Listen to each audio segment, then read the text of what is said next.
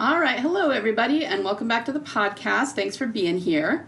What is the number one secret to selling tons of fiction books online? It's not TikTok. It's not marketing. It's not ads. Those things are all great, but the answer to this question is both simpler and more complicated than any of them. And I'm going to tell you what it is today. But before we get to that, you need to understand something. The ability to sell a book comes from the story level. Always. There are no exceptions to this. So if you're having trouble writing your story, which can look like writer's block, having indecision, knowing the beginning but not the end but not the beginning, sometimes it's just a matter of not understanding your plot or your characters well enough.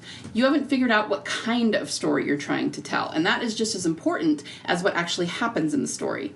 And guys, if you haven't figured that out, if you are not 1000% confident that your story will land with readers, how can you be expected to market it effectively? You can't. So if you want help with this, go to bit.ly/fictionforge to learn more about my legendary Fiction Forge membership. This membership is exclusively for fiction writers who are serious about serving their readers, telling cathartic stories, and eventually living off their royalties. Because guys, I'm telling you, the first two lead to the second one, all right? That's bit.ly/fictionforge. Okay, so let's get into this. What is the number one secret to selling lots of fiction? I want you to come up with a few answers in your head. What do you think the number one secret is? Is it marketing? Is it word of mouth? Is it reviews? Paid ads? Is it telling a great story? Is it experience? Maybe indie versus trad publishing? What do you think it is? Well, of all of the things that I just listed, both a moment ago and before the intro, there's only one that comes kind of sort of close to what the real answer is, which is telling a great story. But, of course, even saying that doesn't really tell us much about what to actually tactically do, as in what constitutes a great story, right? Well, I do want you to think a little more high level than that. Why do readers read fiction? I mean, why do they choose to read fiction above other activities that could also give them, enlightenment or escapism? Well, the answer is they want to feel a big emotion in a safe space. All right, so let's talk about that a little bit. Why do readers want to feel big emotions in a safe space? Well, we live in a very fast-paced, instant gratification society, right? And the world we live in does not hold space for big, deep emotions, okay? But we as human beings actually yearn to feel them. And many of us have emotions that we need to work through ourselves, that we haven't, that we're like holding in, bottling up in our bodies. So this is how big emotions and human beings are supposed to work. Number one, we're supposed to feel them, and to feel them very deeply, and to feel them very viscerally, all right?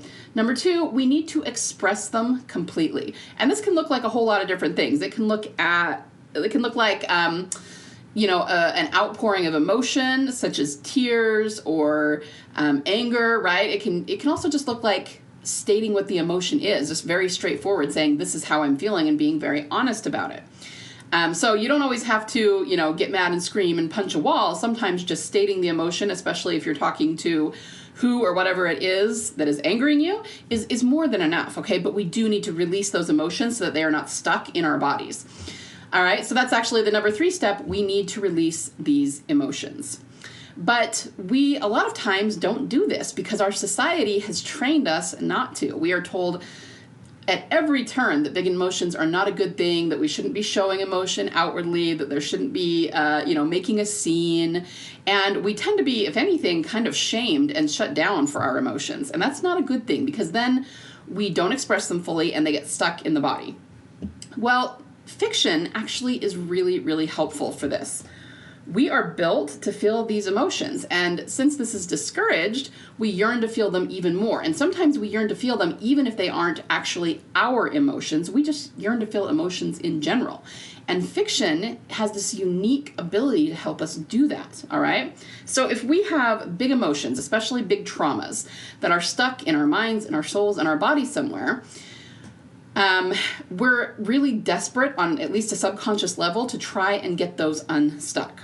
Now, while the emotions of the character in the story might not be ours specifically, living vicariously through those characters gives us practice in feeling our emotions in general, which can help us with our own. So then we always talk about this thing called catharsis. Catharsis does mean feeling the big emotions of the story, but more specifically, it means a release of emotions during the climactic moment of the story, okay? And it's kind of the same way. Feeling a release of emotions, even if they're not ours, even if it's a release of the character's emotion that we're reading about, that can actually help us work through and release our emotions, okay? So why do you think that so many readers talk about how, for example, reading Harry Potter helped them through some really hard times in their lives? Or when they read a story about a character who's going through exactly what they're going through or have gone through in the past, it makes them feel better and like they're not alone, right? Because they relate to these characters. I mean, every story we tell, even if it is fictional, on some level is still nonfiction because readers are relating to the emotions of that story and they are real. They are part of the human experience, right? So you have to understand that emotion, putting emotion into your story is the number one secret to selling lots of fiction. That might sound trite, like, duh, of course I know that, but do you really, okay? Are you intentionally infusing every part of your story with this emotion? Do you know how to do that intentionally? Okay, because we're not just talking, you need to talk about your character's emotions. That's not even what we're saying here. We're not necessarily talking about the emotions of the character. We are talking about the emotions of the reader. We need to infuse emotion into every part of our story that the reader will feel and identify with. So this is true on every level of your story. Your premise needs to evoke emotion. Your character arcs need to evoke emotion. Your setting needs to evoke emotion. Obviously, every scene in some way needs to evoke emotion. Your climactic moment, your ending, all of it. And if it doesn't, I'm telling you right now, you're going to have a hard time selling a lot of fiction, selling a lot of that book. You might get some sales, sure. You'll do okay, but they'll be kind of mediocre because it is emotion that draws people in and will bring them back to you time and time again because they know that you know how to tell a story that's going to make them feel something. Now, I'm sure there's at least some of you who are objecting. You might be thinking, well, what about typos or passive voice? I mean, that might be the reason that a book doesn't sell, and that's not emotion, that's mechanical or grammatical error, right? Wrong. Even on the sentence level, if you zoom out a little bit, it's all about emotion, okay? So you got to think about it this way. When someone is reading, obviously they want to be in the scene with that character. They want to feel what the characters are feeling. But if something keeps jerking them out of the narrative, like typos or grammar or passive voice, yeah, it interrupts the flow of the story for sure, but more than that, on a subconscious level, it interrupts the flow of emotion for them, okay? And not only can they not stick with the emotion, but they actually get really frustrated about it, right? And understand, this is not something that readers can really articulate on this level. They're not going to say, the typos interrupted the flow of emotion. I mean, they're not going to say that, right? But it's interrupting their ability to connect with the story emotionally. So they'll just put the book down and say, there's too many typos, it was bugging me, So here's the thing about selling fiction, about marketing fiction. Most people think that sales issues are due to one of the things I mentioned above, and those are just about visibility, right? So obviously, if nobody knows about your book, they're not going to buy it. So visibility is key, right? I'm not disagreeing with that. But the problem is that, of course, if you have typos, it's not going to sell well. Of course, if it's full of passive voice, people are going to have a hard time connecting with it emotionally, so it's not going to sell well. Of course, if your blurb is boring, if your cover is terrible and doesn't match the genre, if you're not posting or running ads to get visibility, all of those things are important. I'm not saying they aren't. But the issue is that there are some people who have nailed all of those things down, right?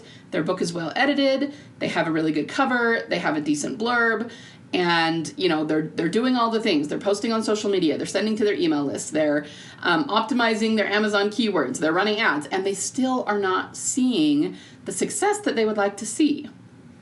Now, on the other hand, some people are also doing all of those things, and they hit really big mega success.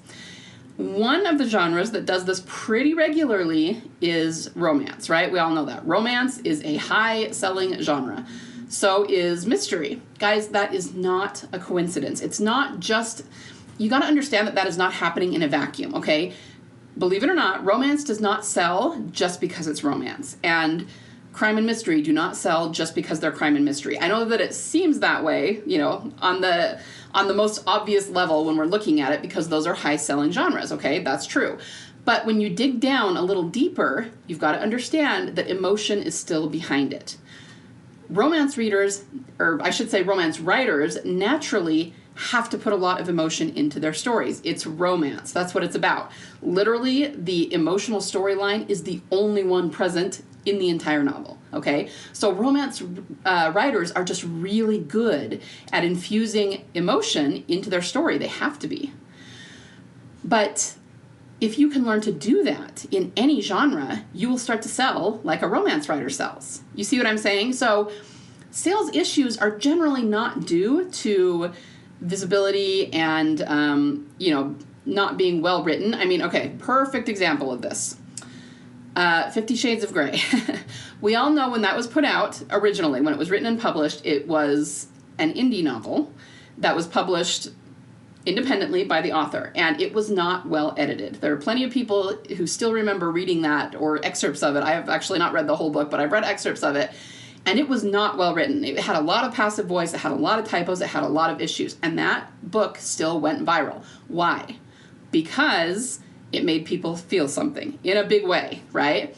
So that should prove to you right now that even though, of course, it's important to put out a clean manuscript, and I 100% advocate for that, that alone, if you still manage to get a lot of emotion into your story, the typos, the grammatical errors, the mechanical errors alone will not stop your story from selling. But you can, on the flip side, have a perfectly edited manuscript with absolutely impeccable grammar, and if there is no emotion in that manuscript, it will not sell. Because what happens then? It's pretty much like an encyclopedia or a dictionary or some sort of textbook, right? Notice how those never hit the bestseller list. Why? Because they're just giving you facts and there's no emotion behind it, all right? So all I'm trying to say is that problems with marketing are about emotion as well. Inside my membership, I teach emotional marketing. I actually call it that. You need to figure out a way, and I've got plenty of ways for you to do this, to give the potential reader who's looking at your book page, deciding whether they want to buy it or not, you need to give them a snapshot of the emotion they're going to feel if they read your book. And then they will click that buy button. If you're just telling them in a straightforward way what your book is about, that's not going to do it for them, okay? There was a time several years ago when it probably would have. But now we know that the market is so saturated that we have to be able to stand out. And, that's something that's said a lot in our space. You need to stand out. The market is saturated, but you need to find some way to stand out. But there's not a whole lot of talk about how we go about doing that. Emotion. It is the only way to stand out in your reader's mind, because emotion is the only reason a reader wants to read your book. And then it doesn't really matter what happens in your book so much, but if you can give them that emotional experience, and it's definitely a learned skill. It's an art with marketing because we're given so small a window to give that to them. Even if we're talking about a blurb, we're given a paragraph or two at most to hook them emotionally. And if we don't, then they're on to something else. So we definitely need to hone in. We need to learn how to use what I call secret reader triggers. They are just very emotionally charged words and phrases that will create that emotional snapshot for your readers. We need to learn how to do that in our marketing, okay? Now, even when you guys, anyone who's listened to my podcast for very long has probably heard me use the tagline at the end of my podcast where I say there's always a market for awesome. That's actually something that I heard at a writer's conference years ago, 10 years ago, and it was something that I think it was an agent said it, and so I just kind of picked up on that. It's actually in a video, too, that they made for the conference.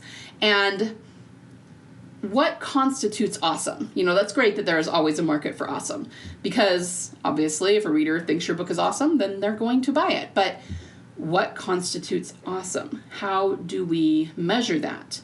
Again, the basic way, the only really I don't really want to use the word concrete, but the only really measurable way that we can talk about what a reader thinks is awesome is emotion, okay? So for fiction, the awesome meter is measured in levels of big emotion. You have to understand that. So the next question is, how do we make sure that we are infusing all of this emotion into our stories? Number one, we have to be intentional. And I'm going to do another podcast on intentionality and how if you are not being intentional in certain aspects of your story, you are going to have a real hard time getting that story to sell, okay? Because you'll be leaving too much on the table, leaving too much to chance. And this does not mean by any means that you have to plan every part of your story. You need to be intentional with some parts of your story, but of course still leave room for creativity and discovery writing and all that. I absolutely believe in that as a balance, but there are certain things you must be intentional about, okay? But more than that, we need to very specifically harness 3 different levels of emotions in our story. The first level, if you want to write these down, grab a pen. I'm going to give you the 3 levels of emotion here that I want you to be thinking about. The first level is the surface emotions, what I like to call the soap opera emotions, okay? We're going to use those to bring out the drama in every scene, and that keeps the reader engaged. That keeps them hooked. It's actually the same emotions that we're going to use in your marketing, which are called secret reader triggers, to hook your reader in the moment and give them that snapshot of emotion. So remember earlier when I said that marketing always starts at the story level? This is what I mean. Literally the same things, the same emotions and triggers that you use to write your scenes should be used in your marketing. But if you don't know what those are, I mean, chances are you didn't even put them in your scenes to begin with, and so that's a problem. But even if you did, you don't know how to find them or how to bring them out and turn them into marketing, okay? So that's why I say marketing starts at the story level, always.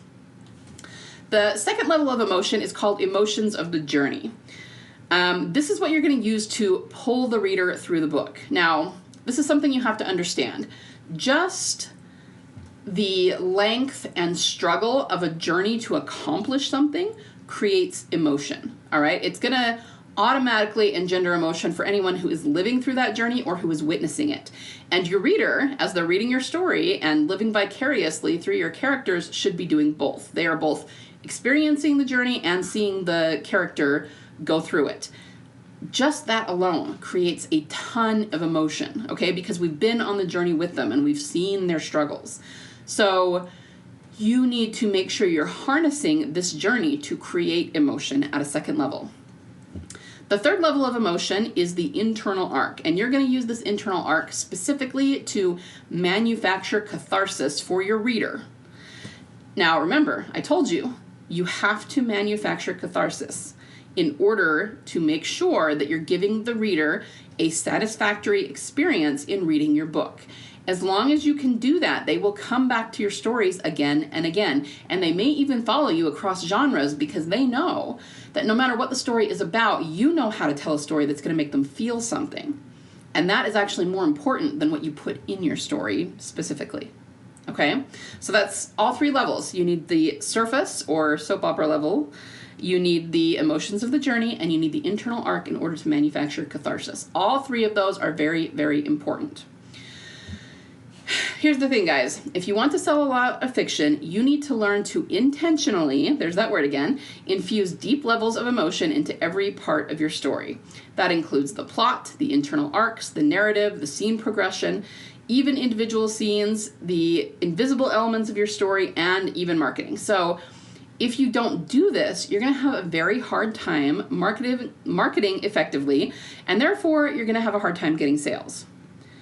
But my next question is, how can you possibly infuse every level of emotion into your story if you don't know how?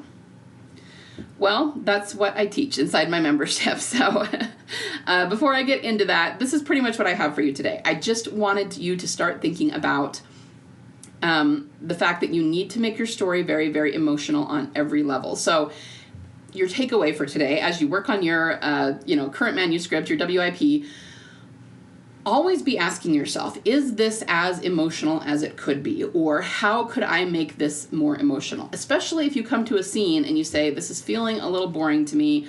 I feel like the reader's going to be bored. Is it engaging enough? Ask yourself, how can I make this more emotional? Could I use more evocative descriptions? Could I put some dialogue in there that's super emotional? Could something else happen that I haven't yet planned for the scene that would make the emotional stakes go up? Just always, always be asking yourself that, okay? And if you want help with this, then I invite you to check out the Legendary Fiction Forge. This is a membership, super low ticket. Authors, it's specifically for authors to get you help with your story. And it does focus very specifically on the writing and putting emotion into your story, what I like to call emotional engineering. But as an outgrowth of that, I will show you how to use those emotions to market as well. So every month you get a lesson where I teach you, again, to put these 3 levels of emotion into every part of your story. And we go over a different part of story every month. You get emotional marketing templates and practice sheets to train your brain to learn how to put emotion into sentences. I also do some stuff on editing for passive voice. Editing for passive voice is what makes your narrative sound like really trite and amateurish, like kind of like a high schooler wrote it or something. But again, in keeping with what we've said, the problem with passive voice, you could always dig deep and ask, okay, but why is passive voice bad? Why don't you want it to sound that way? And the answer is that it is watering down the emotion, okay?